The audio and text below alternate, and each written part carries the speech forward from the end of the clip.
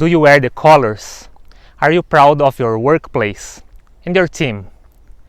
I'm Daniel Navarro and I'm here to talk with you today about ownership. Hit the like button, subscribe to the channel, and I'll be right back with you.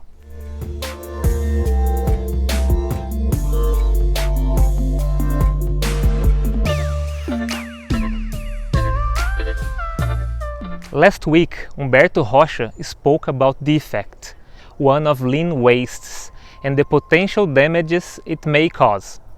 Today, I'll speak with you about ownership, a feeling that goes beyond working there, a feeling that makes you a part of that organization or team. It's quite an abstract concept, but with simple examples, I'm sure that you understand. Let's think about soccer, for example. Could be any other sport. I believe you have your team of preference, even if you're not that fanatic supporter. Well, but let's think now of a friend who is really a fanatic supporter, a fanatic fan. Let's think about him. I believe all of us have at least one, right? This friend certainly defends his team no matter what. He knows of all the history of the team, lineups from many years ago, the stadium capacity, who was the sponsor during 1991 championship and stuff like that. But really think in code. What does he or she get when the team wins, besides the right to brag about it? In reality, that friend of yours gets not richer or healthier nor poorer with the result of that match. So what makes your friend happy or sad about the result? Regardless of the result, what makes your friend fan of that specific team?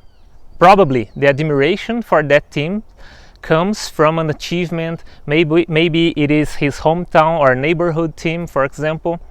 Definitely it is the alignment of important reasons and factors for that fan that make your friend so fanatic for that team.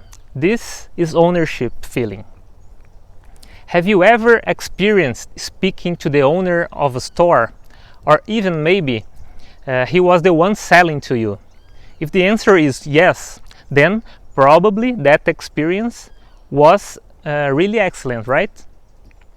If you haven't experienced that yet, picture yourself in a restaurant having dinner. What would you think if the owner stopped by your table and to welcome you or to wish you good appetite? Maybe if he asked your opinion about the dish you just had, this ownership would make you feel special, wouldn't it? Now let's think about this in a work environment. Internal and external customers deserve to have their expectations met, right? In this case, the employees who understand, agree, live the values and company practice are more likely to act with ownership. The thought, this is not my activity, this is not my responsibility, has no room. Employees will seek means and ways to solve or address determined activity. After all, they are owners, they act with ownership. Think as a leader. Your team and the teams that you collaborate with have this feeling, the ownership feeling. How would be life at work? Certainly, everyone acting as owner would look for alternatives to satisfy their customers, internal and external, acting with more empathy. The success of the company would be the success of each one. This is the alignment of purpose that every organization should strive for. Okay, but how to turn the employees into fanatic fans? How to make them wear the colors? I believe some factors are really important to that goal. I'm gonna list 4 for you. 1. Teams are involved on the company or department targets and metrics. 2. Company and its leadership follow the company values. It's useless to have those phrases hanging on the wall, but people, mainly leaders, acting otherwise. 3. Frequent communication, sharing results, feedbacks and targets, for example. 4.